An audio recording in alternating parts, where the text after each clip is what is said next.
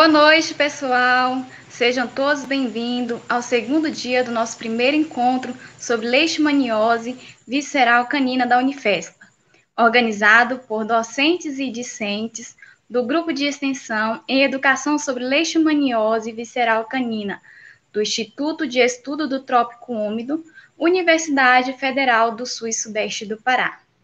Me chamo Eide Guedes e sou acadêmica do curso de Medicina Veterinária da Unifespa e darei início às atividades de hoje. Primeiramente, gostaríamos de agradecer a presença de todos os inscritos, bem como também dos nossos palestrantes que reservaram algumas horas da sua noite para contribuir com esse evento tão importante. Gostaríamos de lembrá-los de alguns avisos importantes. Para receber o certificado, é necessário estar inscrito no SIG Eventos. E para a emissão desse certificado, é preciso ter 100% de presença no primeiro encontro. Ao final das palestras, será enviado um link para o preenchimento da sua presença e através do chat. Caso você tenha alguma pergunta, passe para a nossa equipe organizadora pelo chat, que no momento oportuno elas passarão aos nossos palestrantes. A nossa primeira palestra da noite abordará o tema Diagnóstico clínico e abordagens terapêuticas em cães com leishmaniose visceral, que será ministrada pelo médico veterinário e professor Pedro Ilha, da Unidesc. E para mediar essa palestra, convidamos a professora doutora Saura Nayane, do curso de Medicina Veterinária da Unifespa. É com você, professora. Boa noite a todos. Todos me escutam? Boa noite, então.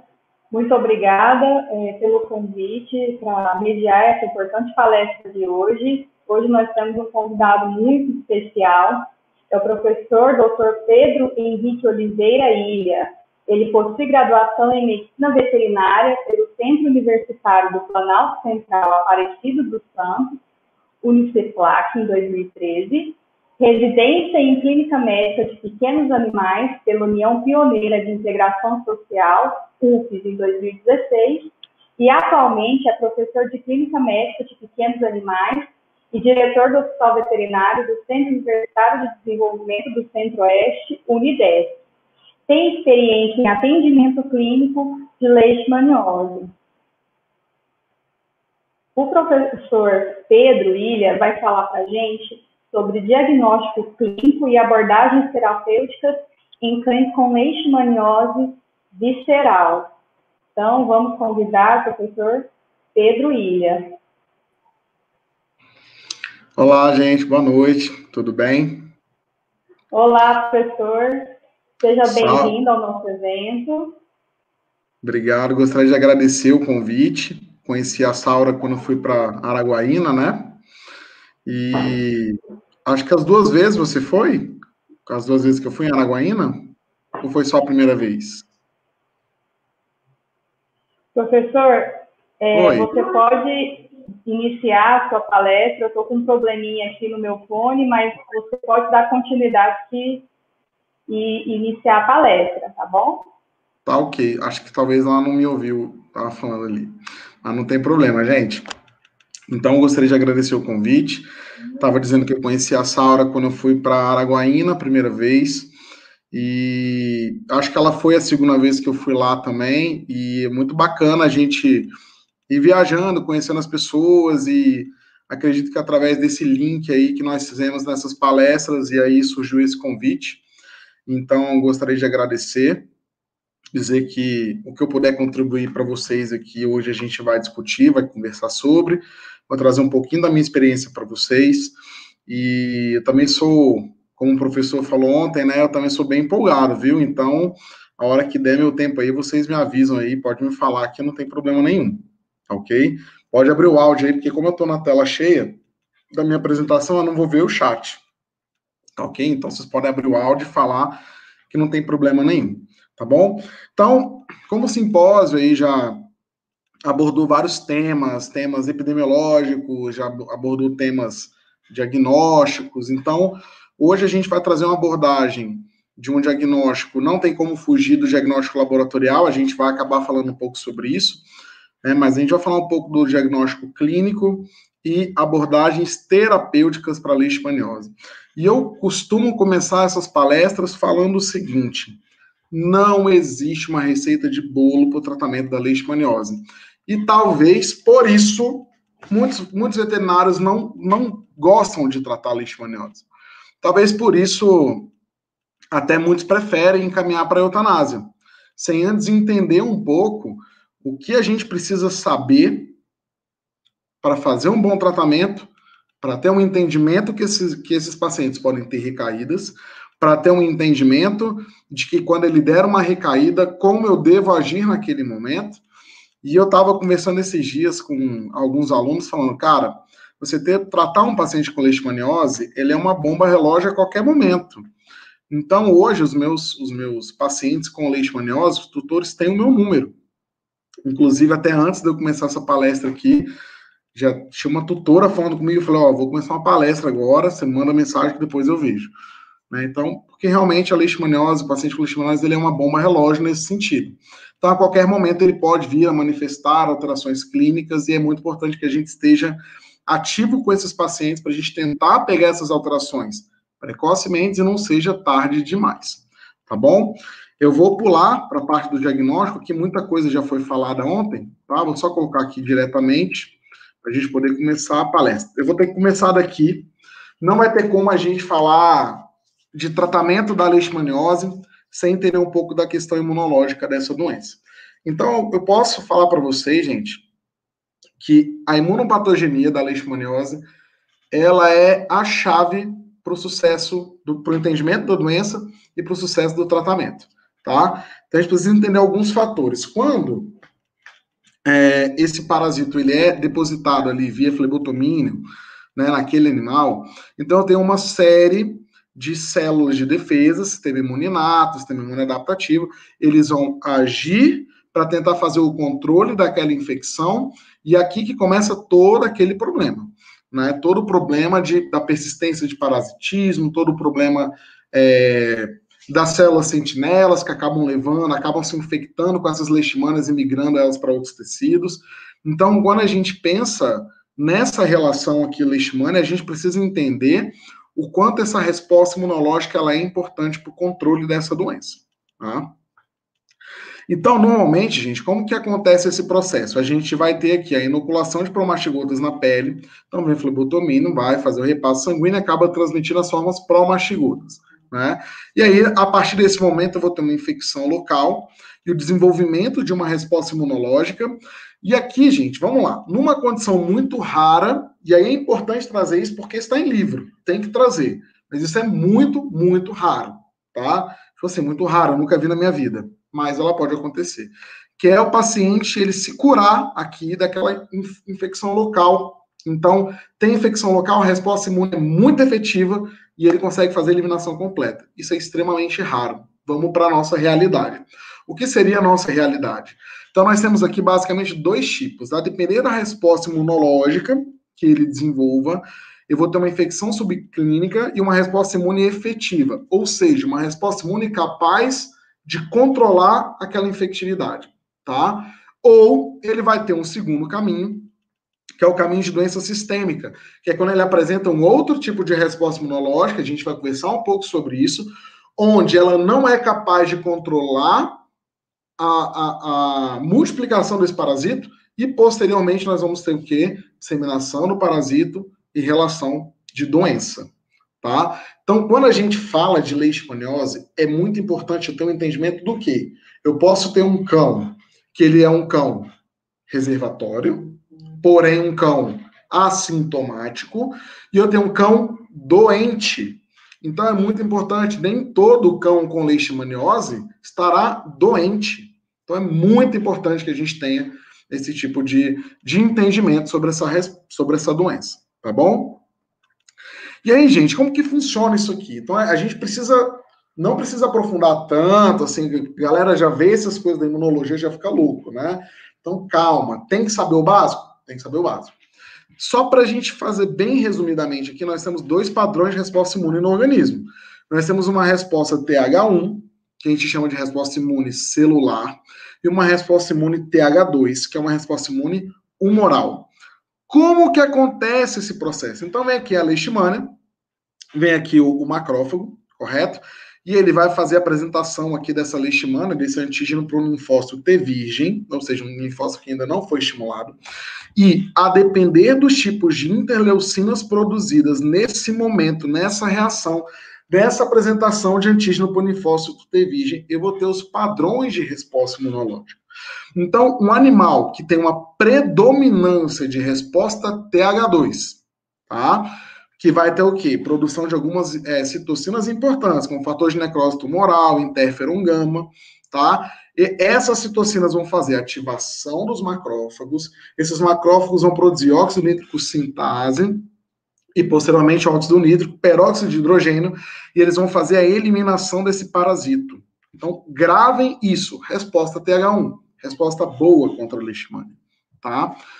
Ao mesmo tempo que se nessa relação aqui eu tiver uma resposta, produção de interleucina 4, por exemplo, que eu vou ter uma resposta TH2, tá? E aí, a partir desse momento, eu vou ter estímulo de linfócito B, o linfócito B vai produzir os plasmócitos, ou seja, vai produzir os anticorpos, e os anticorpos não têm uma ação neutralizante na leishmania, não tem uma ação protetiva contra a leishmania. Tá? E ainda tem um fator importante aqui. Quando eu tenho esse padrão de resposta, eu tenho uma produção da interleucina 10. E ao passo que eu tenho a produção de interleucina 10, ela vai inibir a resposta que é boa contra a leishmania. Então vejam, encarem a interleucina 10, a gente vai falar um pouquinho dela, mas encarem a interleucina 10 como uma interleucina reguladora. Ela regula a resposta. Não adianta eu ter essa resposta TH1 totalmente exacerbada, sem controle. Porque aí essa resposta vai fazer o quê? Alta ativação de macrófagos. Se eu não tiver um controle que se dá pela resposta TH2, eu vou ter uma destruição excessiva de tecido, de produção de peróxido de hidrogênio e óxido nítrico, destruição da leishmania, beleza, mas eu vou ter destruição do tecido adjacente. E aí eu tenho lesões também. Então, o que nós temos que pensar sobre resposta imunológica? Equilíbrio. Não pode ter uma em excesso e não pode faltar outra. Então, nós temos que pensar no equilíbrio dessas respostas. Beleza? Então, vamos para a próxima lá. Quais são os sinais clínicos clássicos da leishmania? Então, já foi dito e conversado aqui nas outras palestras que não existe um sinal clínico patognomônico. Você não tem uma característica que ela é exclusiva da leishmaniose, né? Então, é muito importante a gente entender que, assim, a leishmaniose, a leishmania, ela pode estar em todos os tecidos e todos os fluidos corporais. Ou seja, leishmania pode dar tudo, tudo. Leishmania pode dar desde as alterações mais clássicas, como dermatite pustular, que a gente está vendo, tá? Até formações nodulares. O pessoal até dá o nome de leishmanoma, né? A galera gosta de falar o nome desse. Mas só para vocês entenderem aqui, esse aqui é o pavilhão auricular de um cachorro, tá? E foi observado várias nodulações, pequenas nodulações no pavilhão auricular dele. E aí, quando a gente fez uma PAF, uma punção aspirativa, encontramos a leishmania aqui dentro, tá? Então, formações nodulares é muito comum acontecer na leishmania também, tá? Onicogrifose, e aí é importante, né, a gente, com o aumento exagerado das unhas, é importante a gente ter o entendimento do que, galera? O entendimento é o seguinte, o pessoal fala, leishmania vai ter aumento das unhas. Não necessariamente, gente, tá? Então, não necessariamente. Porque se você pega um animal que esteja doente e ele mal e porcamente faz algum tipo de exercício, ele não gasta a unha dele. Então, a tendência é que a unha dele cresça se for um cão que não tem atividade, que não exerce atividade. Então, é muito importante a gente ter essa interpretação. Não é porque tem aumento das unhas que você vai ter leishmania. Tem que fazer investigação, tá bom? Lesão, essa aqui é clássica, né? Esse aqui é o TEVS, né, cara? Isso aqui é uma lesão muito clássica, essa lesão em óculos. Olha, avalie essa lesão em volta do olho, crostosa, em alguns locais onde já tem áreas de alopecia, tá? Descamação. Então, a gente, quando olha esse paciente aqui, é lógico, você não pode falar que é leishmania, mas é muito a cara da leishmania. Isso aqui denuncia demais a leishmaniose, tá bom? Então, é muito importante a gente saber fazer a interpretação do conjunto dos sinais clínicos que esse animal apresenta, né? Olhem aqui, gente. Olhem essa lesão aqui. Lesões ulceradas, formação nodular na boca desse animal, tá? Então, isso aqui, galera, quando eu olho uma lesão como essa aqui de plano nasal, que é muito comum, isso é classicamente excesso de resposta TH1. Isso aqui é classicamente uma resposta boa para a leishmania sem controle. Ela não é regulada. Porque quando eu olho isso aqui, galera, o que eu olho? Aqui eu falo assim, poxa, vou fazer uma biópsia. Pode ser um lúpus, né? Pode ser um pênfigo. Vou fazer aqui uma biópsia disso aqui. E aí eu falo para vocês uma coisa muito importante. Normalmente, nos histopatológicos que a gente faz, né, dessas lesões, dificilmente a gente vê leishmania aqui, cara. Dificilmente a gente encontra uma leishmania ali. Mesmo que seja uma lesão causada pela presença da leishmania. Mas qual que é a interpretação disso? Porque a resposta ali, ela é tão efetiva, mas tão efetiva contra a leishmania, que ela mata a leishmania, ela mata o tecido adjacente. É por isso que quando eu olho esse tipo de lesão aqui, e eu sei que o animal tem leishmaniose, eu sei que o corticoide vai resolver isso aqui. Que a gente vai falar um pouco sobre o corticoide lá na frente. Porque o corticoide, ele vai inibir essa resposta. E aí, inibindo essa resposta, isso se reconstitui, porque você vai parar de ter lesão. Então, entendam que 90% ali dos sinais clínicos causados pela leishmania, eles são inflamatórios. E não em si pela presença do agente causando lesão. Tá bom? Você pode ter a presença de sufusão, que são pequenas hemorragias. Você, na verdade, tem ali hemorragias espalhadas pelo corpo. E aí é importante ter esse tipo de avaliação, porque às vezes a galera olha isso aqui e fala, isso aí é erliquiose. Ok, a erliquiose pode sim causar isso. Mas lembrar que a leishmaniose também pode causar distúrbios de coagulação e você ter algum problema de cascata de coagulação, que às vezes você tem um fígado muito alterado, você pode ter plaqueta muito baixa. Então, tudo isso, vasculite, né? Vasculite, que é um processo muito comum na leishmania. O processo de vasculite é muito comum na leishmania. Muito comum, tá? E esse processo de vasculite leva a uma fragilidade capilar, hipertensão sistêmica. Leishmania faz hipertensão sistêmica. E é importante, eu tô batendo nessa tecla, porque a aferição de pressão, ela tem que ser obrigatória. Tem que ser obrigatória no exame físico de qualquer animal. Porque o animal com leishmania, a gente vai ver que ele tem muita predisposição a ter problema renal, né? Por conta do depósito de imunocomplexo, o excesso dos anticorpos se depositando no rim acaba gerando lesão. Então, existe uma relação muito próxima de leishmania à doença renal crônica, por exemplo. Existe uma relação muito próxima. E um animal que ele tem, um animal que ele apresenta hipertensão sistêmica, ele pode potencializar ainda mais o processo de lesão renal. É muito importante esse tipo de avaliação, tá? E você pode ter um animal assintomático. Na verdade, de 50% a 60% dos animais com leishmaniose, eles são assintomáticos, né? Então, são aqueles animais que têm leishmania, podem estar transmitindo leishmania, vamos falar sobre, podem estar transmitindo leishmania, e estão lá, sem sinal clínico nenhum. Então, é muito importante esse tipo de avaliação. Beleza? Bom, aqui a coisa começa a dar uma embolada. O pessoal tem muita dúvida aqui sobre essa condição diagnóstica, né? Então, vamos conversar, vamos falar um pouco sobre isso aqui. Já foi falado bastante, eu vou passar mais por cima, porque precisa ter um entendimento. Galera, vamos entender uma coisa aqui. botem na cabeça de vocês, não existe um exame perfeito. Esse é o primeiro passo. Porque a galera, às vezes o veterinário pensa? Não, qual é o melhor exame para leishmaniose? Entendam, o diagnóstico da leishmaniose é um conjunto de exames, é o conjunto de informações. Não existe um exame maravilhoso que vai resolver a vida. Então esqueçam essa condição. Lembre-se que o diagnóstico é o conjunto da obra, tá bom? Nós temos algumas análises sorológicas. Nós temos o teste rápido, que é uma análise qualitativa. O que significa?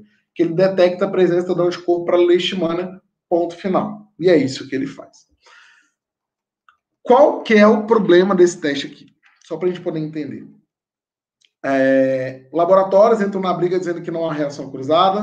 Em contrapartida, existem alguns artigos que demonstram essa reatividade cruzada. E aí, na verdade, a gente tem que chegar num senso comum. A gente vai falar sobre estadiamento dessa doença. Nós vamos falar sobre estadiamento da leishmaniose. E quando a gente fala de estadiamento da leishmaniose, eu necessariamente tenho que fazer essa técnica sorológica aqui, que é o ELISA e o RIF.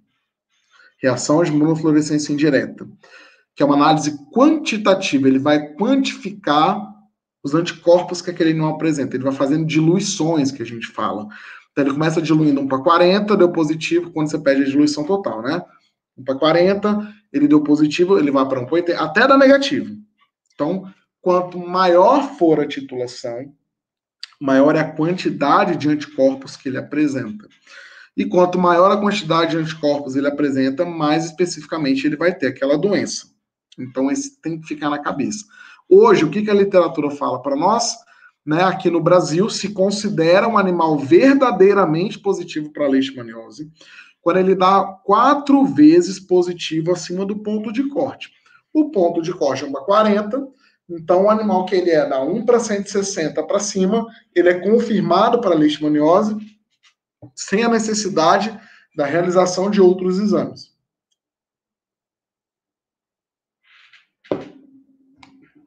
E essa análise qualitativa, eu meio que pulo ela. Sabe por quê? Porque se ele der positivo... volta aqui. Se ele der positivo, tu vai ter que fazer o ELISA e RIF de diluição total. Se ele der negativo e você suspeita que ele tem leishmania, você vai ter que fazer ELISA e RIF de diluição total. Por isso que eu pulo, porque no meu entendimento, isso aqui é fazer gastar um dinheiro à toa. E uma das perguntas mais feitas por pessoas, tutores que me procuram para fazer tratamento de leishmaniose é: quanto que é o tratamento? É a primeira pergunta. E eu falo, depende de uma série de fatores, mas normalmente não se gasta pouco.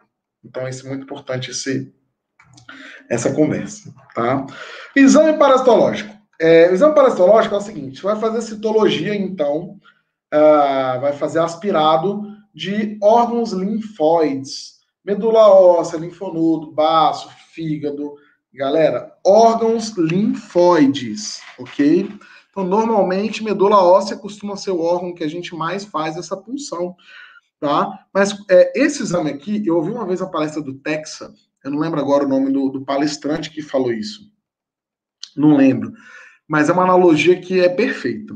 Imagina o seguinte: vocês têm um aquário na frente de vocês têm uma rede e vocês têm uma venda nos olhos. Vocês concordam que se esse aquário estiver muito cheio de peixe, quando estiver vendado e passar uma rede, a chance de eu pegar um peixe, ela é muito maior do que esse aquário se ele tivesse vazio? Essa é a analogia. Ou seja, quanto maior for a carga parasitária do animal, maior é a chance dele dar positivo nesse teste. E uma vez positivo, aqui é confirmado positivo. Você está vendo a leishmania. Agora, se ele der negativo, não necessariamente ele é negativo, tá? Você pode ter pegado algum fragmento ali daquela medula óssea, onde você não tinha presença da leishmania por ali, tá bom? Principalmente quando a carga parasitária está baixa. Isso também pode dar um falso negativo. Inclusive, tem mais chance de gerar um falso negativo, tá bom? Lembre-se, galera, isso é interpretação de exame. Eu ouço muito dos meus alunos, né? Ah, professor, mas você fala isso como se fosse fácil pedir uma penca de exame. Gente, tudo deve ser explicado antes de ser feito. Então, quando você chega para o tutor e você explica a técnica, você explica por que você está fazendo aquele exame, muito dificilmente ele vai negar fazer aquele exame. Quando você explica tudo. Agora, quando você joga tudo, ó, tem que fazer isso. Não explica nada, aí é um pouco mais complicado, tá bom? Bom, exame molecular, nós temos o PCR em tempo real, onde a gente vai detectar a presença do DNA, do fragmento do DNA da leishmania, e aí a gente deve pedir uma análise quantitativa aqui, porque a gente consegue quantificar a carga parasitária desse animal, tá? Então, tem sido uma técnica muito interessante também, tá bom? E o xenodiagnóstico, que nada mais é do que a exposição, eu coloquei mosquito aqui, porque é mosquito palha, mas só lembrando que já foi falado também, o flebotomínio, o Lutzomia longipalpus, ele é um inseto, né? Ele apresenta uma característica de ciclo de vida de um inseto e não de um mosquito, tá bom? Mas coloquei aqui fazendo referência ao mosquito palha. Então você faz uma exposição ao mosquito palha, mas a gente só tem um xenodiagnóstico usado para pesquisa em faculdades. Você não consegue fazer xenodiagnóstico em vida real, trabalho normal. Existe uma equivalência do xenodiagnóstico com a biópsia da ponta da orelha, tá? Então, hoje, para você entender se o seu animal que você está tratando, ele está transmitindo leishmania, então a gente deve fazer uma biópsia da ponta de orelha e mandar para uma análise de imunohistoquímica.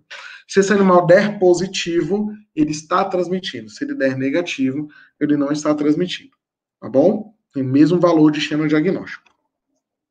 Aqui, que eu já acabei de falar para vocês, tá? Então aqui, só lembrando que esse aqui tá no LeishVet, tá, gente? Consenso Europeu de Leishmania, vale muito a pena dar uma lida. Então ele avalia aqui, ó, análise quantitativa, Ehrlich diluição total. Esse animal deu positivo, ele deu um alto positivo. O que é considerado um alto positivo? Lembra que eu falei, ponto de corte 1 para 40, se ele der 4 vezes acima do ponto de corte, ele é considerado positivo. Então aqui, deu 1 para 160 para cima, você confirma a leishmania sem a necessidade de fazer outros exames, tá bom? Mas suponha que você tenha feito e tenha dado uma titulação baixa, 1 para 40, 1 para 80, por exemplo, que é considerada uma titulação baixa. Já se sabe que essas titulações baixas no RIF, né, reações de imunofluorescência indireta, né, elas podem estar relacionadas ao quê, gente? Podem estar relacionadas a reações específicas, reações cruzadas com erliquiose, por exemplo, e aí ele dá essa titulação baixa. E aí, quando ele dá 1 para 40, 1 para 80, então aqui ele não está confirmado para essa doença ainda. Ele ainda é um suspeito, então a gente deve partir para o próximo exame, que seria uma análise citológica / histológica de tecidos. No caso, órgãos linfóides. Normalmente a gente funciona medula óssea. Bom? Funcionei medula óssea, eu vi a leishmania, eu estou vendo ela no microscópio, confirma o diagnóstico, ele é positivo para essa doença, tá bom? Agora, puncionei a medula, eu não vi a leishmania ali, o que acontece, gente? Às vezes a leishmania passou por ali, ela se multiplicou ali, e ela não está mais ali. Mas o material genético dela ficou por ali. Então, nesse momento, você pega a medula óssea e manda para o PCR. Se for positivo, confirma a doença. Se for negativo, então nós devemos considerar outros diagnósticos. E olha aqui mais um ponto importante, quando tu faz a análise, a sorologia quantitativa, Ehrlich diluição total, e esse paciente foi negativo para a leishmania, mas você suspeita muito que ele tem a leishmania, tipo TEVES, que eu mostrei lá atrás para vocês, vocês devem persistir nesse diagnóstico. Então, observem que é uma janelinha aqui um pouco complexa. Eu gosto de mostrar isso para o tutor, para ele ver a importância dos exames. E eu vou puxar aqui, ó, PCR, galera. Qual material eu devo enviar? De preferência, órgãos linfóides. Por quê? Porque a leishmania, ela dificilmente está na corrente sanguínea. Ah, mas ela pode estar? Pode, mas não é comum. Não é para ela estar ali, tá? Então, nesses 7 anos de formado que eu tenho, eu peguei um paciente agora, que é o Batatão, é o Pug Batatão. Gente, ele tem um Instagram, Pug Batatão. O cachorro é uma figura, tá? E eu peguei, ele tem um histórico, né? Ele é um paciente um pouco complexo, para leishmania, não responde tão bem assim ao tratamento. E ele é um paciente que ele tem um histórico de exames, que ele veio para mim agora, já tem um tempo, agora que ele veio parar comigo, que ele tem um histórico de exames, todos eles com presença de leishmania no esfregaço sanguíneo. E eu fiquei impressionado com aquilo. Eu falei, meu Deus, gente, como que pode isso? Realmente, em 7 anos, é o primeiro cachorro que eu vejo, tá? Pode ter? Pode, mas você não vai arriscar no pode, né, galera? Vai na medula óssea, gente. Funciona a medula óssea, tá bom? Bom, vamos chegar agora na parte, né, aqui da palestra. Estou olhando a hora aqui para ver se eu não estou extravasando meu tempo. Eu acho que eu tenho até 8 horas, não é isso? Até 8 horas, né? Tá bom. Então, vou falar sobre tratamento. E aí, a gente precisa entender, vou colocar tudo aqui e a gente conversa, tá? A gente precisa entender que o tratamento da leishmania tem 3 pilares. Ele tem um pilar da droga leishmaniostática, ele tem um pilar da droga leishmanicida, e ele tem um pilar da imunomodulação. E o que a gente precisa entender com isso aqui? Esse não funciona sozinho, nem esse, nem esse. O que funciona é o conjunto da obra. Não existe um remédio milagroso que vai vir aqui, vai aparecer e vai resolver a vida desse animal. Então, às vezes, o próprio tutor, ele vem nessa perspectiva, correto? Ele vem na perspectiva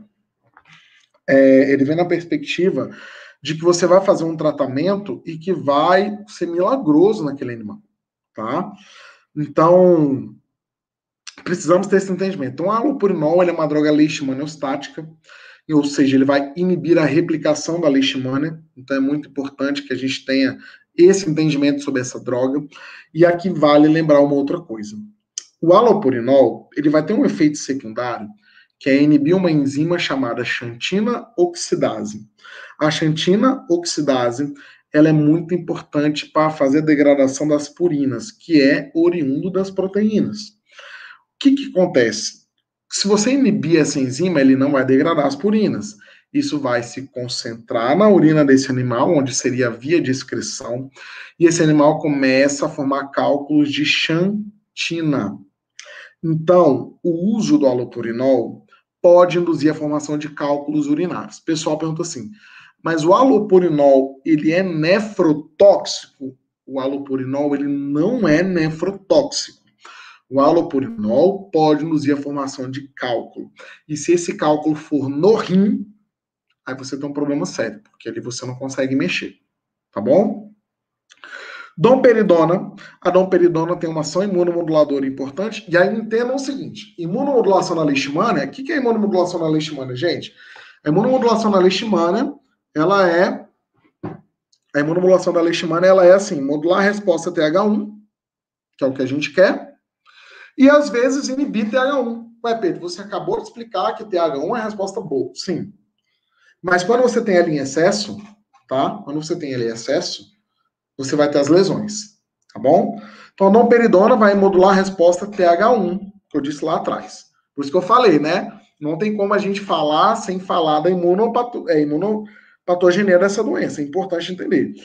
Corticoide como droga imunomoduladora. E olha só, prestem bastante atenção no que eu vou falar aqui agora.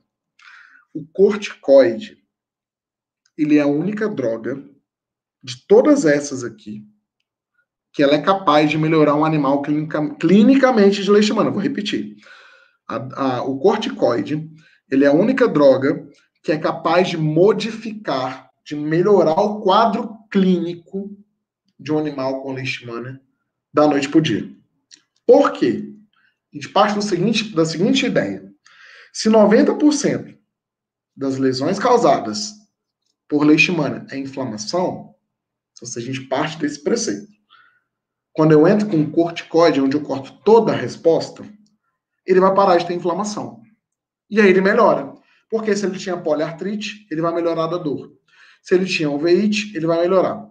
Se ele tinha glomerulonefrite, ele vai melhorar. Se ele tinha enterite inflamatória, ele vai melhorar. Mas tu corta a resposta boa para leishmania também.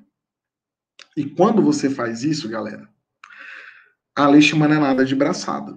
Então, assim, o corticoide, tem que ter muito cuidado com o uso do corticoide. Eu costumo dizer que o corticoide, ele tem um prazo de validade. É isso que eu costumo dizer. Ele é um mal necessário, meu malvado favorito. Eu chamo o corticoide de meu malvado favorito. Porque ele é um mal necessário. O animal possivelmente vai precisar fazer uso do corticoide. Possivelmente ele vai precisar fazer. E o grande ponto aqui não é colocar o corticoide, é tirar. Porque você tira e o animal volta a ter alteração inflamatória, né? E aqui, gente, vai entrar uma droga que eu tenho usado em alguns pacientes e eu tenho gostado demais da resposta para poliartrite, especificamente, tá, gente? Para poliartrite, né? Que é o Galipram. Eu não sei se vocês já ouviram falar, mas o Galipram, ele é um inibidor, o receptor EP4, que é um receptor bem específico da cascata inflamatória. E ele tem então ele é como se fosse um anti-inflamatório, mas não é um anti-inflamatório, entende? Ele é muito seguro. Ele não vai inibir COX, ele não vai inibir nada disso, ele vai inibir um receptor específico. E por inibir um receptor específico, ele acaba sendo uma droga muito cara. Então, esse é o único problema do Galipram. Eu estou fazendo agora com o terceiro paciente. Eu estou com um paciente que eu atendi também, que veio indicado, que faz uso de corticoide há 8 meses, que é uma American Staffordshire. O cachorro está enorme, cheio de alteração clínica por conta do uso do corticoide, titulação super alta por conta do uso, vou falar sobre isso, e nós conseguimos fazer o desmame dele e usando o Galipram. O que aconteceu? O cachorro está voltando a andar, não estava andando direito, com muita dor, sem corticoide. Então, assim, o Galipram, ele me parece ser bem promissor para o controle da poliartrite, tá? Estou fazendo ainda em alguns pacientes, mas todos que eu usei, a resposta foi maravilhosa. Todos, tá bom? A droga leishmanicida, que seria então a miltefosina, e aí aqui vale ressaltar que a miltefosina é a droga hoje que o Ministério intitula como tratamento para leishmania, que você deve fazer uso dela. No entanto, galera, vamos falar umas coisas aqui. É uma droga leishmanicida que nós temos para uso. Isso não significa que ela é a melhor droga para tratar leishmania. Então, isso tem que ficar muito claro, tá?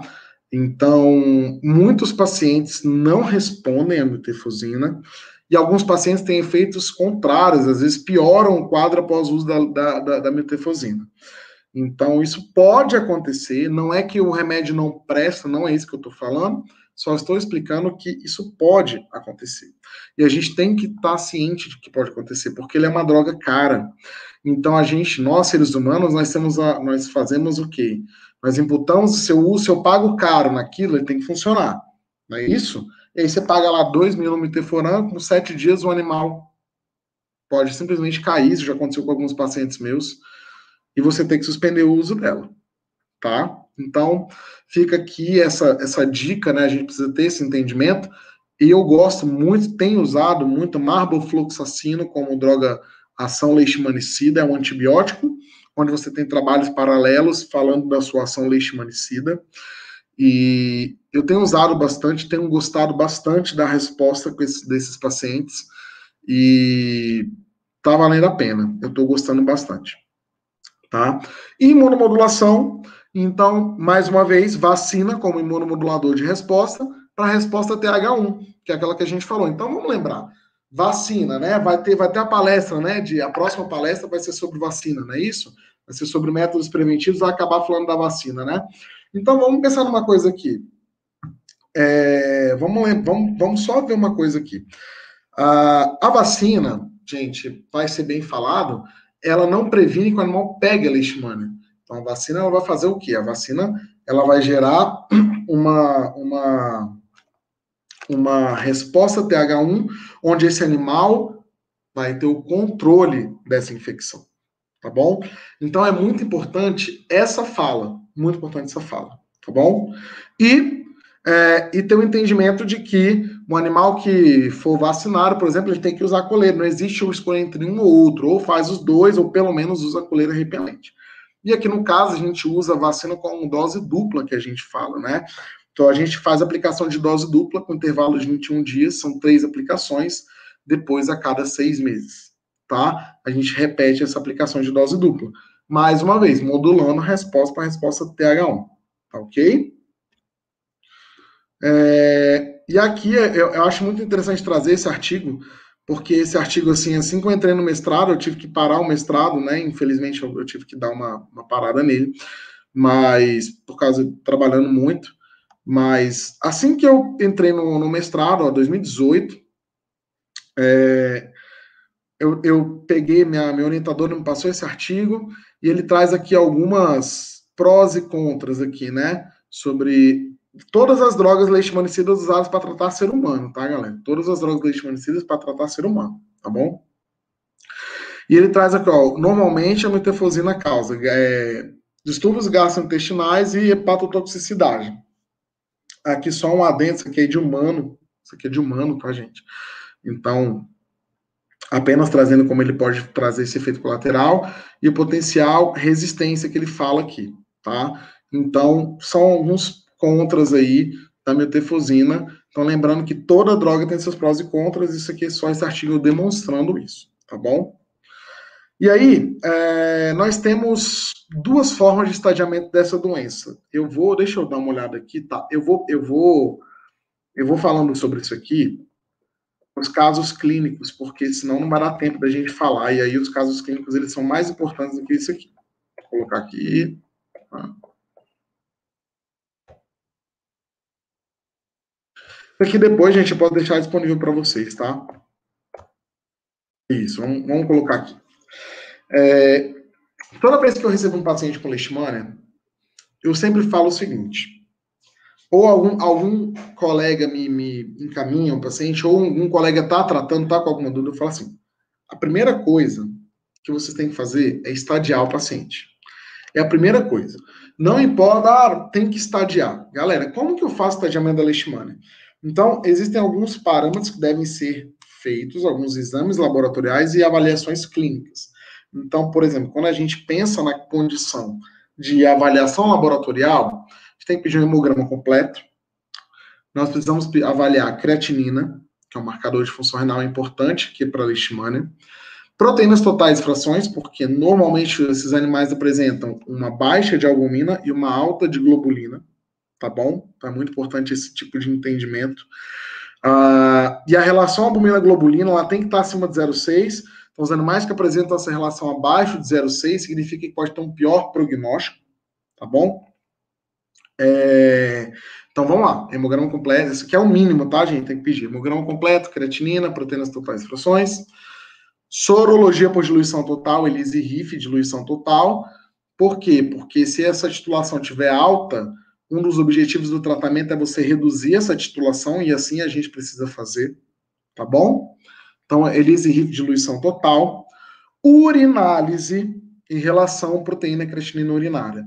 Devemos fazer urinálise. Gente, urinálise pega alteração precoce no rim. Tá? Urinálise em relação à proteína creatinina urinária mostra se o animal está perdendo proteína na urina. Isso é muito, muito, muito importante, porque se isso passar, galera, se isso passar, esse animal vai ficar tendo lesão renal com a creatinina normal, e quando ele der alteração, vai estar muito alterado, vai estar muito ruim, tá? E hoje eu sugiro que, né, também os pacientes acabam fazendo mensuração do SDMA, que é S-dimetilarginina, que é um novo marcador de função renal, né, que ele é bem precoce, então pega ali quando você já tem uns 35% de alteração renal, você já pega aquele tipo de alteração, tá? Então, de acordo com esse tipo com essas alterações, tá?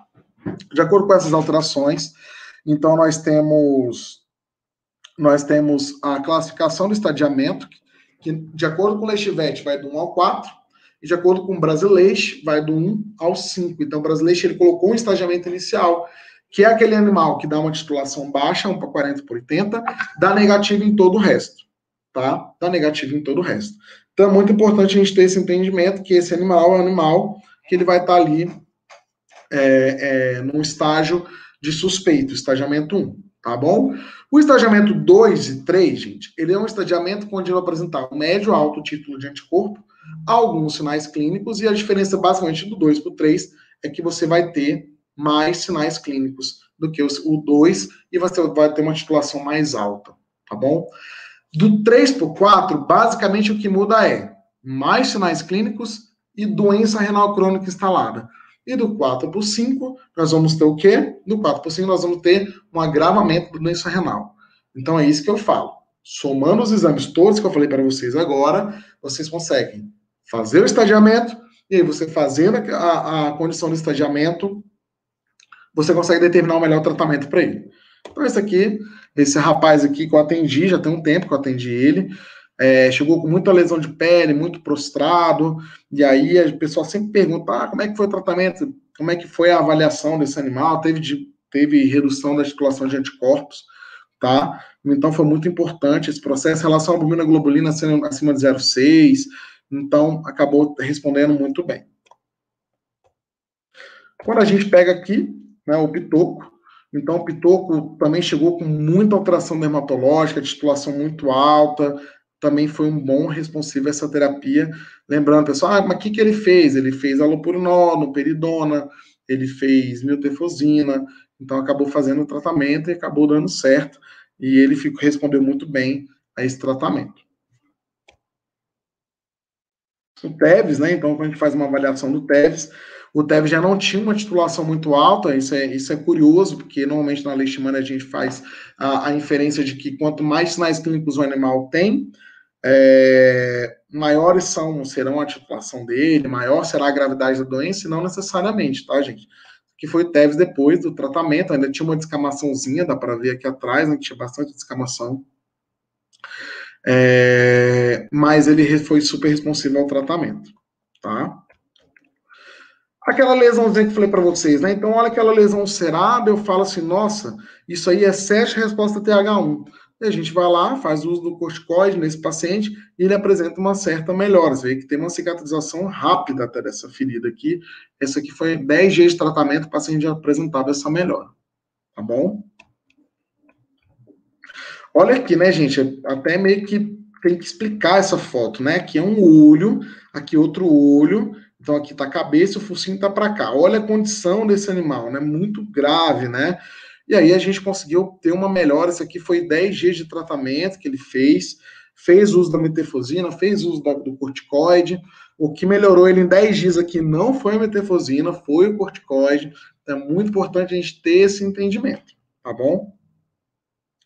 Bom, isso aqui eu vou pular, gente, porque vai ter uma palestra sobre isso, né? Então, isso aqui eu vou pular, isso aqui também, vamos passar. Vamos para os casos clínicos aqui, né? Só demonstrando que existe leishmaniose em felinos também. Então, geneticamente, os felinos respondem melhor a essa infecção, né? Não apresentam tantos sinais clínicos, é mais difícil o diagnóstico, né? Então, aparentemente, eles são mais resistentes a essa infecção, ok? Mostrando a carinha do brasileiro para vocês. Também eu acho muito importante que vocês entrem nesses sites, que são sites muito importantes para o entendimento dessa doença, tá? Para o entendimento de informações de grupos importantes que desenvolvem uma série de estudos sobre essas doenças e estadiamento dessas doenças da leishmania também. Muito importante, tá? Eu vou fazer o seguinte, eu vou trazer uma condição aqui, eu vou colocar um caso clínico, meu tempo está bem apertado aqui, né, e eu vou trazer esse caso clínico que eu julgo ele um caso clínico muito interessante para mostrar para vocês, para a gente poder encerrar. Atendi essa paciente, a Lica, é uma Akita de 13 anos de idade, ela já faleceu, ela tinha algumas neoplasias, tá? E ela tinha um histórico de queda de pelo logo após hipomantosa, tá? Logo após hipomantosa. E aí, galera, olha só, essa era a Lica. Quando a gente olha esse paciente, né, quando a gente avalia esse paciente, a gente tem uma tendência de achar que ele está péssimo para leishmania, né? Então, olha assim, nossa, esse paciente está muito mal. E aí falei, vamos avaliar, vamos então ver o que é que está acontecendo com a Lica, né? Como é que está o exame dela, vamos estadiar, lembre-se, né? Vamos estadiar a doença, é muito importante ter esse tipo de interpretação, vamos ver o estadiamento dela. E aí, ó, ela fez o exame, ela tinha uma trombocitopenia, mas tinha 3 agregados plaquetários, então poderia ser por agregado, né? A proteína dela normal, tá ok? E ela tinha aqui microcitose, que é um achado comum na raça aqui. Então vamos lá. Quando a gente pega a série bioquímica dela, albumina normal, então lembra que eu disse, né, que isso aqui costuma estar abaixo na condição de leishmania. Creatinina 0,8, aqui tudo ok também. E a albumina dela dentro da normalidade, fazendo com que a sua relação fosse 0,63. Então vamos lá. A paciente tem uma leve anemia. A paciente, ela tem aqui uma relação albumina-globulina 0,6, onde a gente já viu que normalmente os animais apresentam uma relação albumina-globulina abaixo de 0,6, são os animais que têm piores condições para leishmania, né? Então a gente começa a fazer a avaliação. E aí quando eu pego aqui a titulação dela, beleza, de fato ela tem uma titulação média a alto título aqui. Mas quando a gente pega o conjunto da obra da cachorra, a gente começa a pensar, será que realmente essa lesão dela é por leishmaniose? Começamos a pensar, tá bom? Aqui já dou spoiler, né? E aí eu perguntei para minha colega que atendeu ele, eu falei assim, você já fez raspado de pele? E ela falou assim, não, Pedro, eu não fiz, não, acho que isso aí é autoimune. Aí eu falei, vou fazer. Fiz o raspado, crente que ia achar o Demodex, não achei o Demodex. Falei, cara, eu falei assim, como é que foi essa queda de pelo? Me fala o início dela. Não, Pedro, ela foi com banho tosa, depois do banho tosa que começou a aparecer desse jeito. Você imagina, ó, a paciente tem leishmania, a paciente tem neoplasia, ela tinha hemangiosarcoma, eu acho que ela tinha, né? Tinha um câncer, né? Hemangiosarcoma. E aí a gente começa a pensar, no pet shop, galera, como que funciona? Deveria ser dividido, gato de cachorro, porque o Microsporum canis, ele vive no gato, né? Ele mora ali no gato. Então, quando você escova um gato, você pega uma série de esporos de Microsporum, quando você pega a mesma escova e você escova um cão, você está promovendo ali essa transmissão. Então, meu raciocínio clínico foi esse. Eu mandei o pelo para cultura fúngica. Normalmente demora 15 dias para sair, tá? Saiu em 5 dias. Crescimento abundante de colônias de Microsporum canis. Positivo para dermatofitose. E aí nós fizemos o tratamento para ela, então foi com itraconazol e com clorexidina e miconazol, foi com clorestem. E aí a moça voltou para a gente 15 dias depois, outra cachorra, né, gente? Então, quando a gente faz esse tipo de avaliação, é importante eu saber assim, esse animal tem leishmania, mas ele está controlado para leishmania? Esse é um primeiro aspecto, está controlado para leishmania. Segundo passo é, ele pode ter doenças oportunistas que podem estar causando alteração e não necessariamente ser a leishmania? Investigue.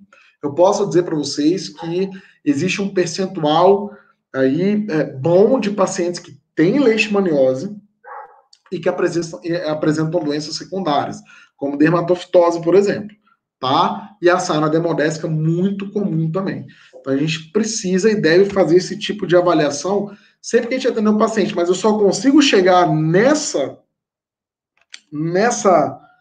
visão, nesse resultado, quando eu faço o estadiamento. Então, gente, olha só. Terminar a palestrinha aqui, abram o Brasileixo, abram o Leixivete, olhem o estadiamento que eles propõem, comecem a trabalhar em cima do estadiamento. Porque é aquilo que eu digo, faça o estadiamento clínico. Ah, mas já passou, já fez isso. Faça o estadiamento clínico. A partir daí, você define o que você vai fazer. Então, por exemplo, a gente fez o tratamento para ela e ela ainda baixou a titulação dela para 40. Então, ela foi altamente responsiva ao tratamento do dermatófito e, consequentemente, teve uma redução de carga de titulação. Então, ficou no estado ótimo. Era isso que eu esperava do tratamento dela e ela ficou muito bem. Então, é muito importante que vocês tenham esse entendimento. Esse animal possui alguma doença secundária? Esse animal, ele dentro do que é a proposta de estadiamento, como é que ele está? Não, Pedro, ele está no estadiamento inicial dessa doença, está tudo bem, pode ser secundário. Investigue. Beleza, gente? Então é isso. Meu tempo aqui já deu uma estourada, tá bom? Seria bom que fosse pessoalmente, né, gente? Porque eu tô com saudade disso, né? Então, mais uma vez, eu gostaria de agradecer o convite, né? Agradecer a todo mundo do Unifespa, os alunos que foram super carinhosos comigo, os professores, e dizer que eu também estou à disposição, sempre que vocês precisarem. Eu estou aqui para a gente poder conversar um pouco mais sobre essa doença. Eu costumo dizer que 1 hora é pouco tempo para falar de. E olha que eu falei só de diagnóstico e tratamento, hein? Ainda falta aquela parte para trás, né? Mas estou à disposição sempre que vocês precisarem para a gente poder gerar esses debates sobre leishmaniose e outras doenças, tá bom? Muito obrigado, gente.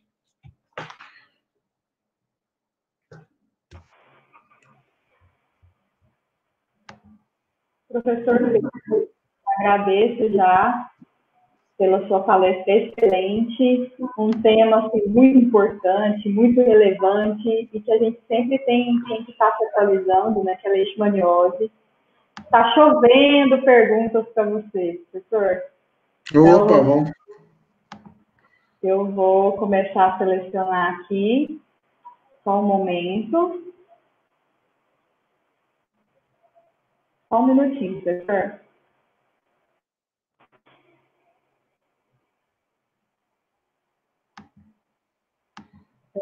Vamos começar.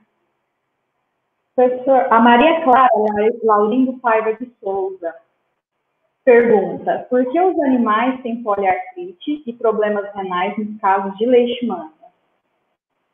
O que acontece, gente? Lembra daquela questão da resposta imunológica que eu expliquei, TH1, TH2? O TH2, ele vai ter um excesso de produção de anticorpos. E esses anticorpos, eles formam o que a gente chama de imunocomplexos e se depositam normalmente em órgãos que são muito vascularizados. Então, posso depositar em qualquer lugar. Mas os órgãos mais vascularizados, eles são mais predispostos a ter esse depósito. Então, o rim é um órgão muito vascularizado. Então, esses imunocomplexos, eles depositam no rim, gera uma glomerulonefrite, né? Que depois pode gerar uma doença renal crônica se você não avaliar essa lesão antes. Se deposita nas articulações, o animal desenvolve poliartrite. Então, aonde esse imunocomplexo se depositar, que é oriundo do quê? Do excesso da resposta TH2, do excesso da produção de anticorpos. Vão se depositar nos tecidos e causar as lesões. Se deposita no olho, causa uveíte, e por aí vai. Tá bom?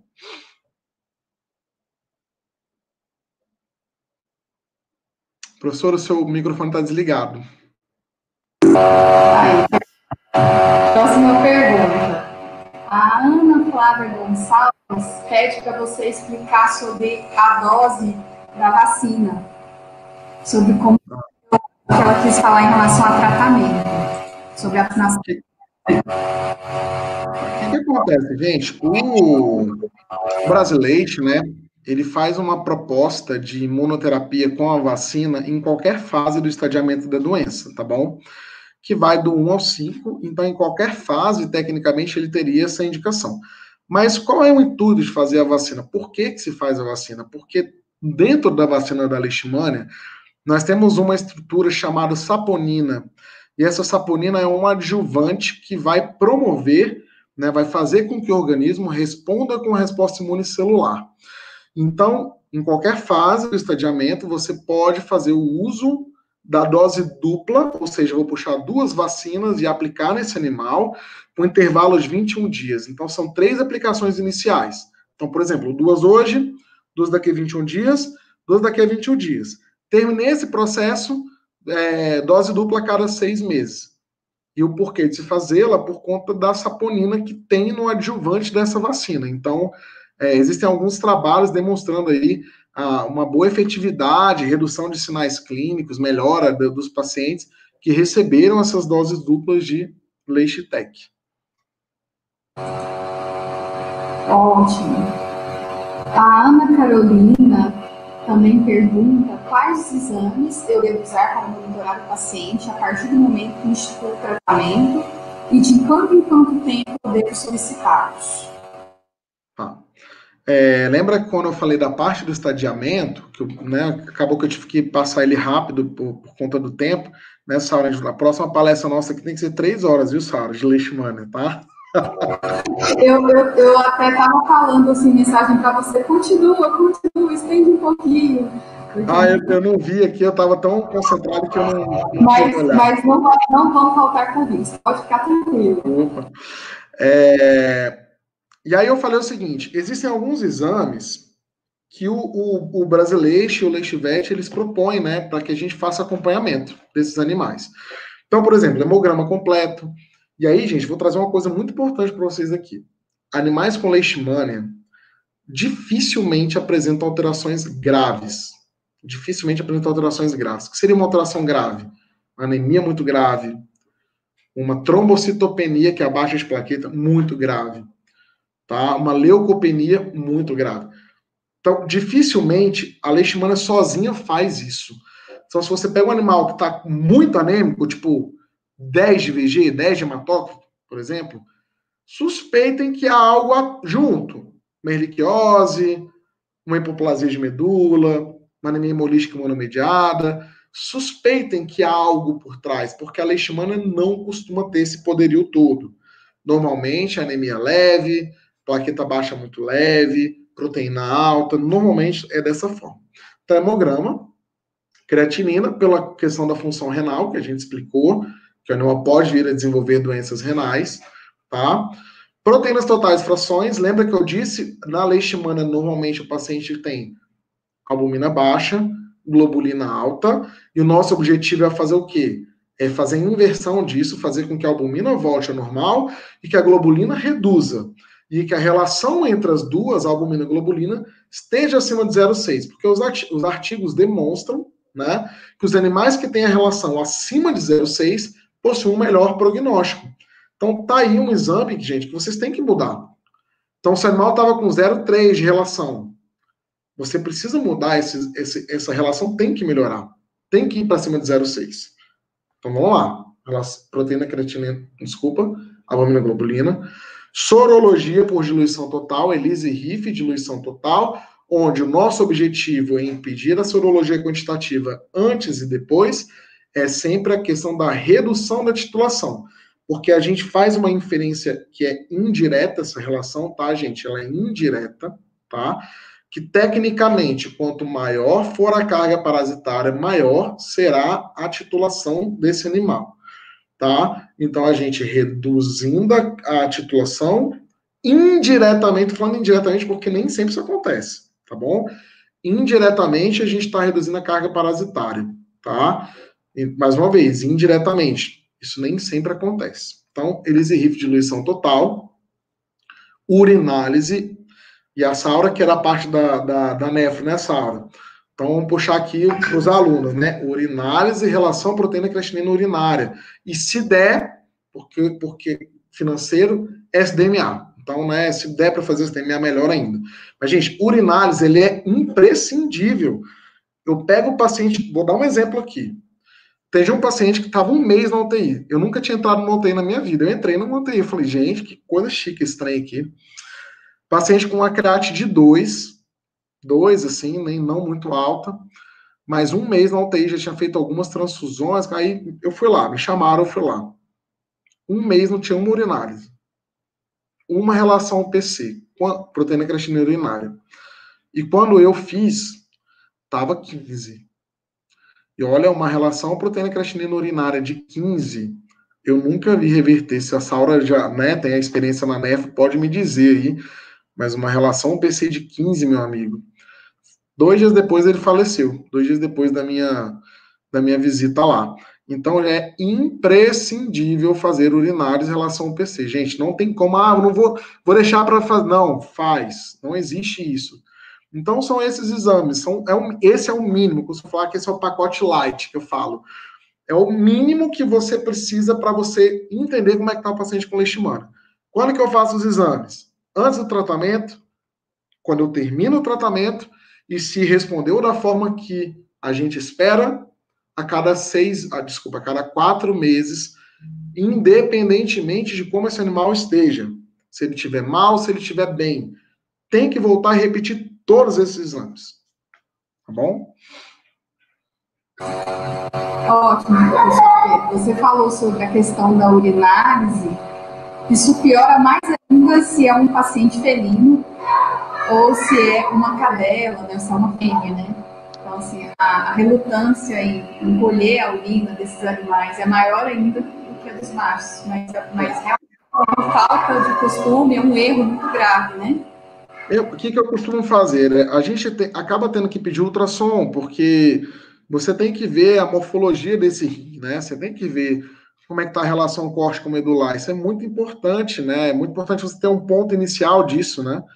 E aí ele você já colhe, não tem desculpa, entendeu? Você já colhe ali a urina, já faz cistocentese, já faz a colheita da urina, e tem que fazer, gente. Não, eu costumo dizer que a minha professora de clínica médica, Giovana Mazzotti, né, ela falava bem assim: quando você começar a pedir muita urinálise, significa que você está começando a ficar bom. Porque realmente, né, é o exame ouro para doença renal. A gente está falando de uma doença que tem uma íntima relação com doença renal. Não pedir urinálise é você estar totalmente no escuro, né? E quando você falou da razão proteína creatinina, né, esse animal tinha 15 relação. Se a gente tem aí um valor borderline entre 0,2 a 0,4, imagina esse paciente com 15. Em um mês, quanto tempo, né? Ele estava nessa proteinúria, então o rim dele acabou que foi embora, né? Deixa eu procurar mais perguntas.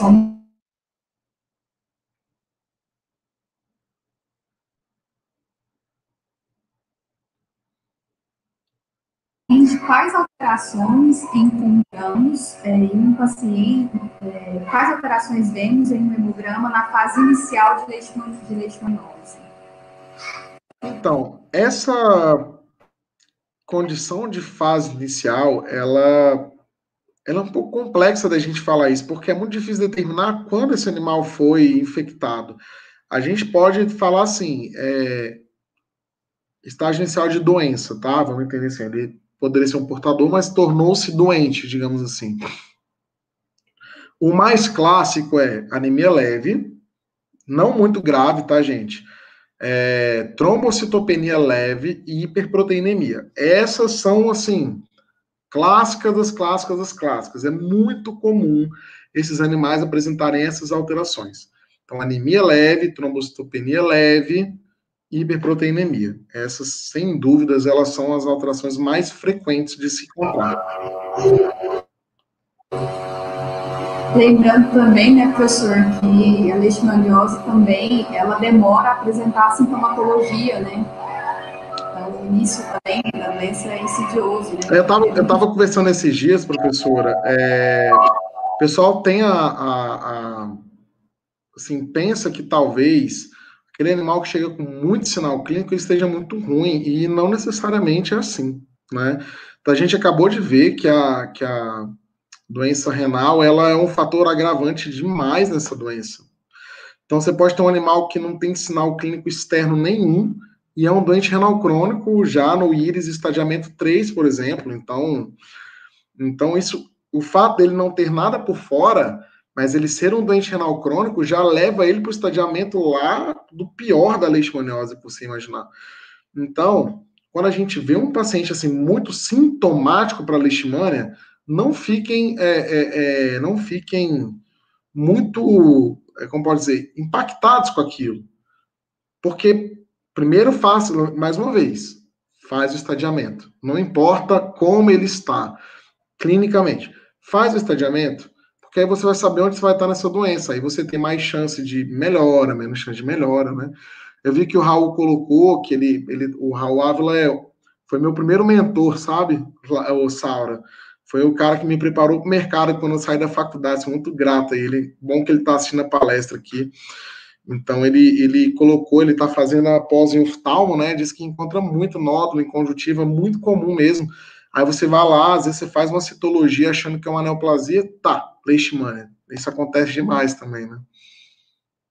Acaba que, como nós temos várias regiões endêmicas, quase todo o Brasil, acaba que a leishmaniose sempre tem que ser um diagnóstico inicial para as enfermidades, né? Sim, com certeza. Hoje está tudo junto, né? O animal tem câncer, mas tem leishmania. O animal tem isso, mas tem leishmania. Hoje Hoje já está basicamente desse jeito, né? Realmente. E se você fala de um paciente idoso, então, né, ele já tem outras comorbidades, ele já tem outras lesões renais anteriores e junta com a leishmaniose, então aí piora. Piora bastante, sim. Saura, uma coisa, só um comentário, assim, esse eu tenho visto demais. É a hipertensão não tratada. Isso eu observo, assim, é quase que 90%. Gente, é muito alto esse número. É porque eu não parei, coloquei na ficha quantas leishmanias que eu tenho que são hipertensos. Mas a grande maioria é hipertenso. A grande maioria é hipertenso. Então, assim, façam a pressão desses animais, porque hipertensão é fator que pode levar a lesão renal. Então, num paciente que já tenha predisposição a ter problemas renais, façam a pressão desses animais e controlem. Muito importante. Principalmente animais de cadeamento 1, né, da doença renal crônica, eles não vão ter azotenia, mas eles podem ter hipertensão, né? Exato. Ou a própria leishmania pela vasculite causando hipertensão, né? Porque isso também é uma condição muito comum de acontecer. Assim, leishmania causando hipertensão primária, assim, sabe? Tipo, é comum também.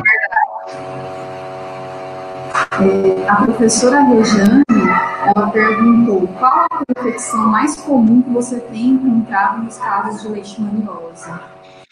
Olha, professora, eu posso te dizer que isso é muito relativo à região, né? Porque, assim, eu faço atendimento aqui em Brasília em 2 locais distintos. Um local onde eu tenho um público que tem um poder aquisitivo maior e num local onde eu tenho um público que é mais humilde, tem um poder aquisitivo muito menor. Então, às vezes, a pessoa tem ali só R$50 para pagar a consulta. Tem que fazer vaquinha, e eles fazem, assim, eles correm atrás. Quando a gente explica, eles correm atrás. Mas o que eu posso te dizer é que, normalmente, os pacientes que eu pego, do que tem mais poder aquisitivo, eles desenvolvem mais complicações da leishmania mesmo. Às vezes, uma anemia hemolítica, por exemplo, doença renal, eles costumam ter esse tipo de problemas, ou às vezes algum problema inerente à raça.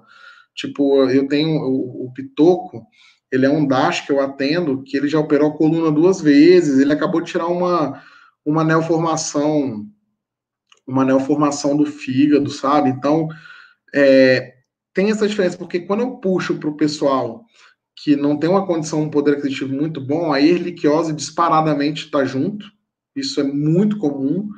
Babés eu observo com pouca frequência, para te falar a verdade, mas erliquiose disparadamente está junto, e também dermatofitose. Essas 2 doenças estão bem juntas com a leishmania mesmo. Ótimo. O Dr. Raul, que você comentou, né? Uhum. Você falou dos nódulos. Perdão.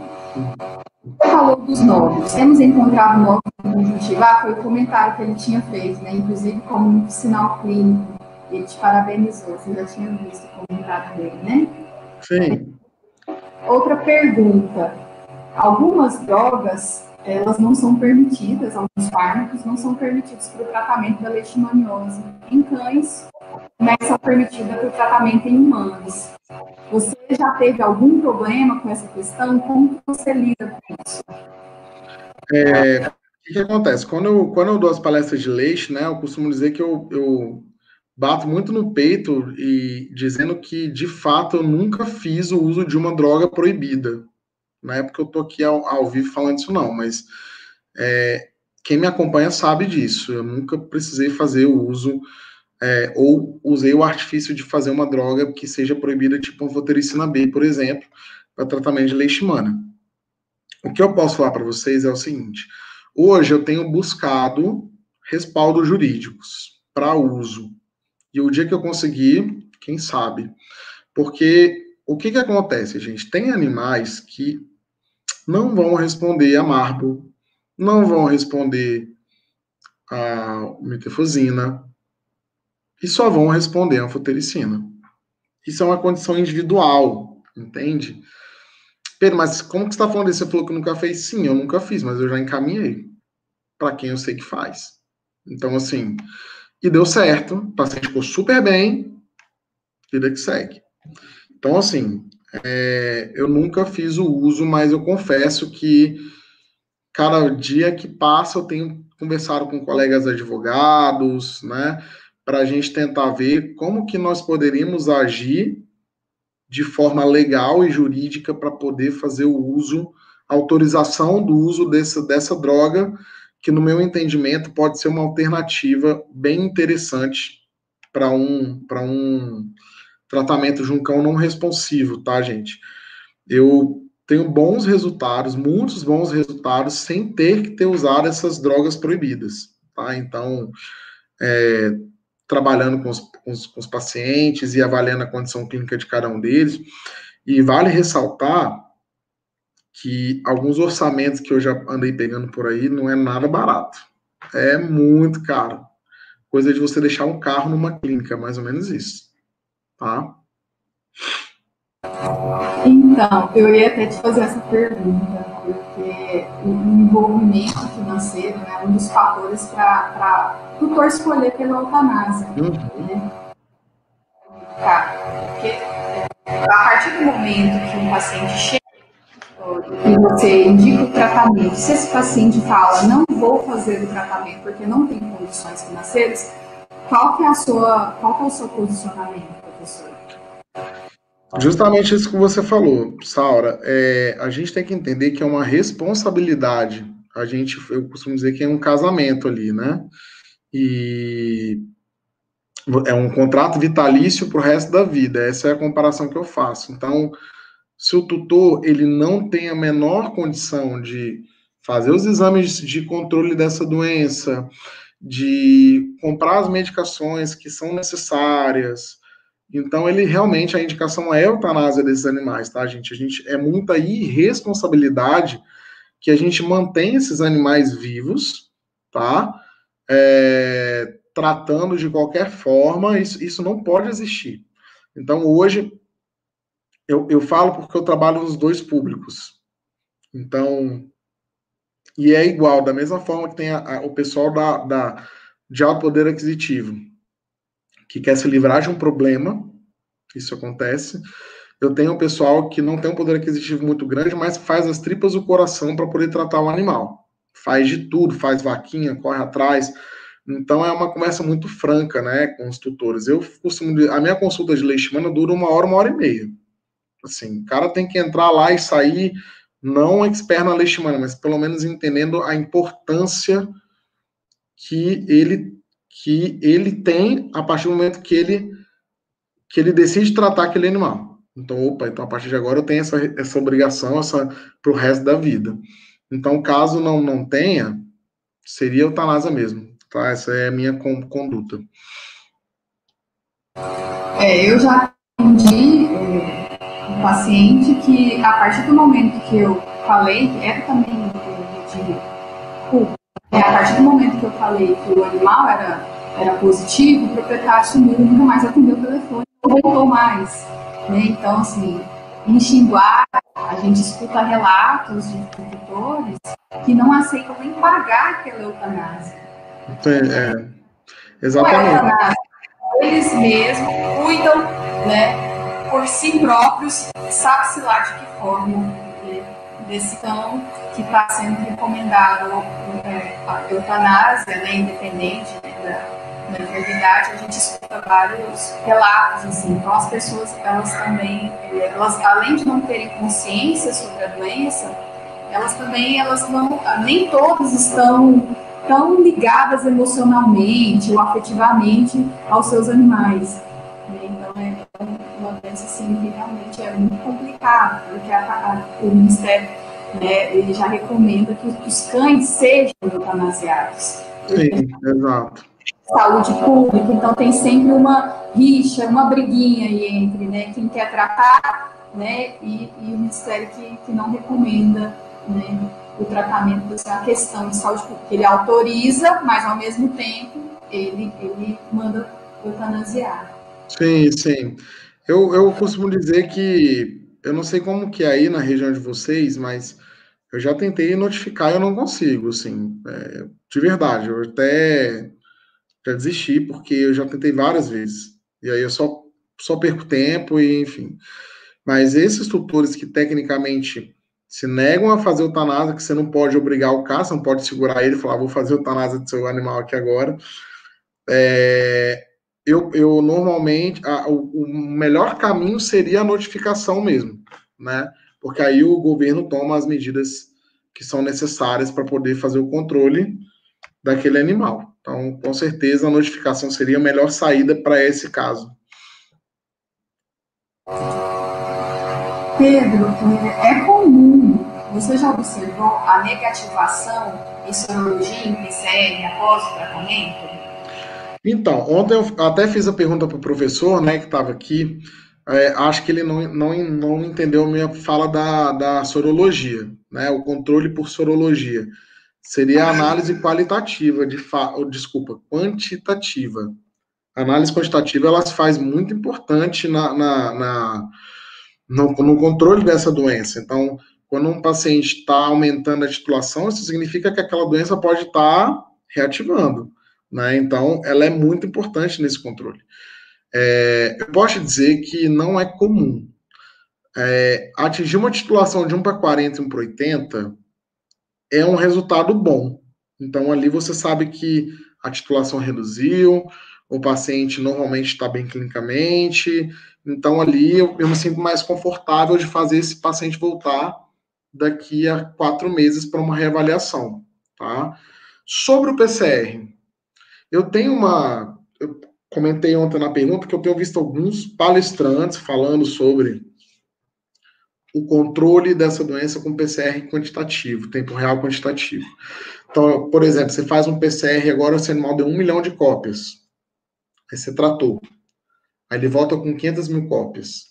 Minha pergunta é, esse número é bom? Eu não sei.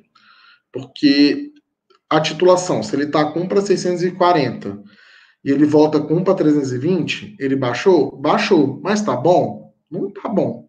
Está muito alto ainda.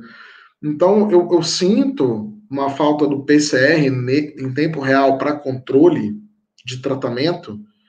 Eu sinto que falta esse estudo, que é um estudo que tem que ser feito. Poxa, tantos animais que tiveram uma titulação de 1 para 40 e que deram ali um PCR, um número em torno de X e Y, entendeu? X e Y. Então, eu acho muito complexo acompanhamento por PCR, porque no meu entendimento há uma falta um número. Qual número é bom? Quem pode afirmar que 500 mil cópias é bom? Eu acho que esse é o ponto. Inclusive, professor Pedro, o professor Arley, ele tá aqui assistindo a palestra e ele comentou que a titulação não está relacionada à carga parasitária, que depende da resposta do paciente. Alguns pacientes apresentam geneticamente, né, modulação para resposta. Por exemplo, isso se reflete totalmente na terapia. Tem paciente que você faz a terapia e responde maravilhosamente bem, e tem paciente que você faz a terapia e eles não têm resposta. Isso aí, concordo fielmente com o professor aí no que ele está falando. Mas a redução da titulação é um objetivo de tratamento, isso com certeza. A gente escuta histórias, né, de veterinários relatando, né, que após o tratamento dá negativo em exames. O negativo eu posso dizer que é muito difícil, sim, tá? De verdade. Na minha rotina, são pouquíssimos os que negativam o exame, e normalmente esses que negativam são os que estão muito bem clinicamente, assim. Eu tenho uns que eles vão ali, eles negativam, às vezes eles eu posso te dizer, às vezes eles flutuam para 1 para 40 e depois volta a negativar de novo, né? Se mantém ali. E sobre um dos que é difícil até a gente fazer isso, né? Mas a gente pensando nos pacientes que geneticamente respondem mais TH2 do que TH1, né?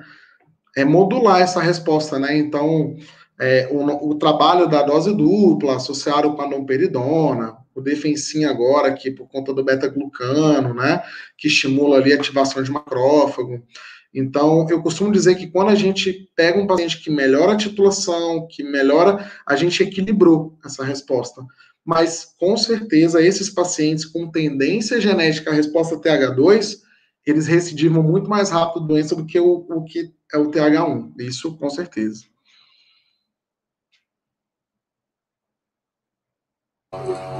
O professor Arley fez uma outra pergunta. Qual a sua opinião sobre a população que os lipofosfoglicanos de leishmania infanto realizam para uma resposta TH2 frente à sorologia como uma ferramenta para controle do tratamento?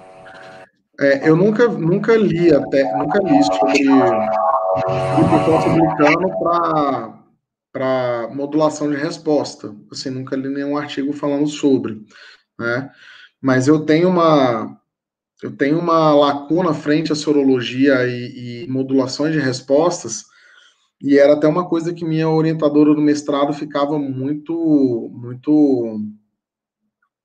perplexa com os pacientes que faziam uso de corticoide em dose imunossupressora e reduziam titulação, porque ela falava assim, olha, célula de memória, você não é para reduzir isso com corticoide. O corticoide não vai reduzir célula de memória. Então, como ela era médica, então ela ficava perplexa. Ela ficava assim, é improvável num ser humano tu usar um corticoide numa dose imunossupressora, por exemplo.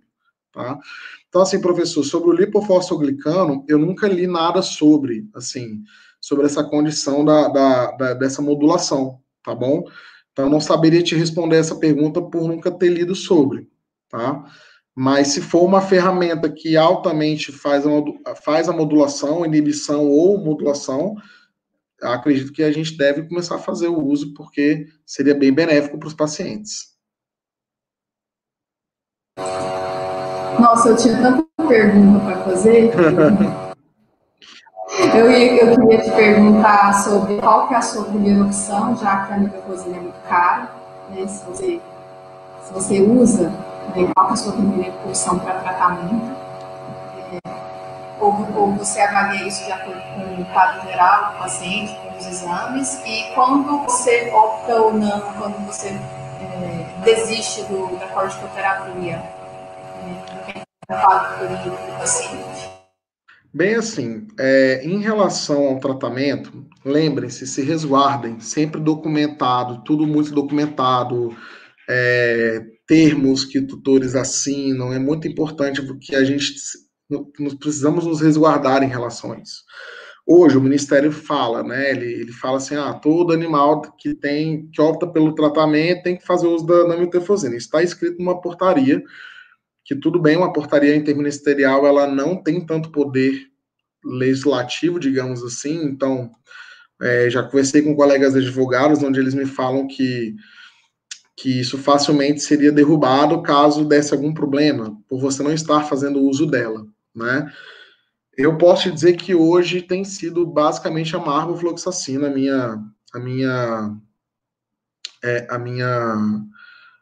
meu início de tratamento, né? Marbofloxacina associado como droga leishmanicida, tá? Associado com alopurinol. Tem usado bastante o Defensin, que é o complexo vitamínico, principalmente para os animais que estão muito magros, porque ele tem a beta-glucana.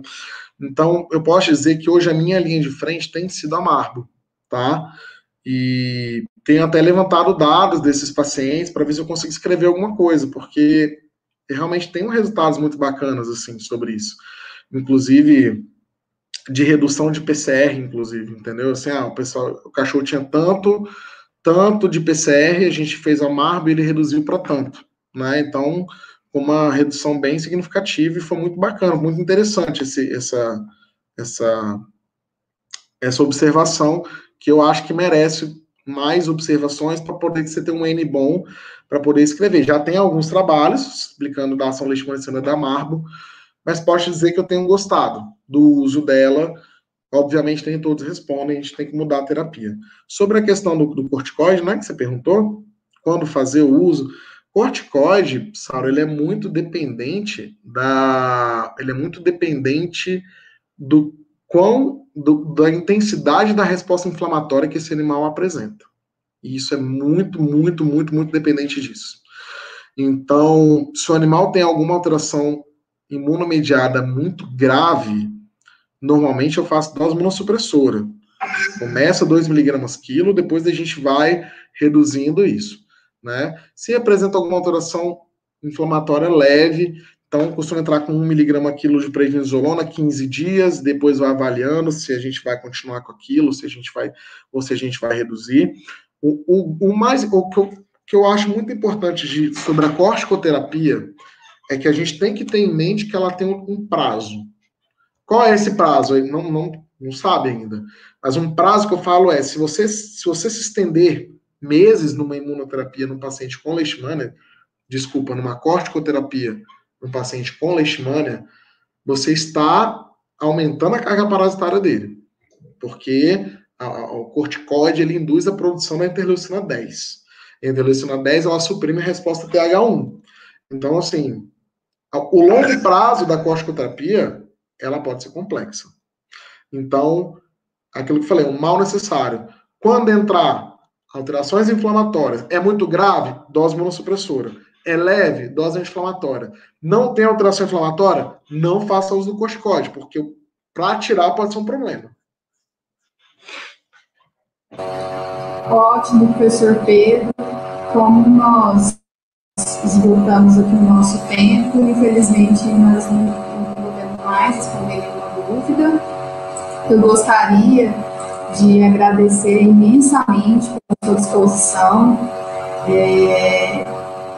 e gostaria, assim, de parabenizá-lo. Você tem uma experiência com o tratamento, fala com muita propriedade, é muito bom conversar com você, é sempre bom, até depois trocar umas ideias com você. E gostaria de te convidar, assim, que as portas estejam abertas aí, se possível, no futuro próximo, presencialmente. Estamos aí, precisando é só chamar que nós vamos. A gente pega o passamento e vai, não tem problema não. Então, tá bom. Então, agora eu chamo a Eide para dar continuidade. Muito obrigada, professor. Nada, gente. Até mais. Um abraço. Bom, pessoal, a gente está chegando ao final do nosso encontro, né, do nosso LeishCam. Nós queremos aqui externar os nossos agradecimentos, né, para todos os inscritos, aqueles que tiveram interesse no assunto, que é um assunto de extrema importância, né, acredito que todas as regiões do nosso Brasil, nós temos aí a presença da leishmaniose visceral canina, né, então agradeço muito a participação de todos vocês, e agradeço em especial aos nossos queridos palestrantes, que fizeram excelentes apresentações, né, foi bastante enriquecedor esse momento aqui que a gente teve para aprender cada vez mais, né, a respeito do nosso agente etiológico. Ontem a gente viu muita coisa a respeito do agente, o professor Arley falou bastante coisa inovadora, a questão da nomenclatura do agente, onde a gente tem muita dúvida às vezes, né, a gente tem várias dúvidas. Então, assim, primeiro dia foi excelente, agora a gente teve também o professor Pedro Ilha, que abordou muito bem a questão aí do tratamento, e a gente teve um pouquinho agora de prevenção, né, queremos agradecer os nossos palestrantes por terem tirado um pouquinho de tempo para contribuir aqui com a gente, né. Gostaria de fazer agora os agradecimentos finais, né, agradecer a todos os meninos aí, os nossos acadêmicos, do nosso grupo de extensão em educação sobre leishmaniose, né, então todos os meninos que contribuíram de forma mais direta, de forma indireta, a gente agradece a participação de todos, Matheus, Maria Clara, né, Eide, né, a gente agradece todos vocês por terem contribuído com a gente para a realização desse evento, tá? E nós agradecemos também os nossos apoiadores. Temos aí como apoiador o grupo de clínica médica em pequenos animais, que é o PetMed, né, sob a coordenação da professora Saura Nayane. Muito obrigada ao grupo, tá? Foi muito bom ter o apoio de vocês, né? Agradecer ao Instituto de Estudos do Trópico Úmido, né? Bem como a Universidade Federal do Sul e Sudeste do Pará também, para abrir espaço para a gente fazer esse evento, né? Para nós todos, tá? E agradecer aí a participação da Aline, que é da SEVA Saúde Animal, né? Queremos também agradecer, pessoal, a turma Javardos. Eles deram aqui para a gente o acesso por meio do canal deles, né? Então, a gente agradece bastante, tá bom, pessoal? Deixamos aí os nossos agradecimentos e deixamos também o convite para vocês nos seguirem, né? Tanto no grupo do GELEIXE, nosso grupo de extensão, como no grupo do PetMed, né, a turma Javardos, tá, pessoal? Então, a gente agradece muito a participação de todos vocês e a gente espera ver vocês novamente nos próximos eventos, tá bom? Muito obrigada a todos. Até mais.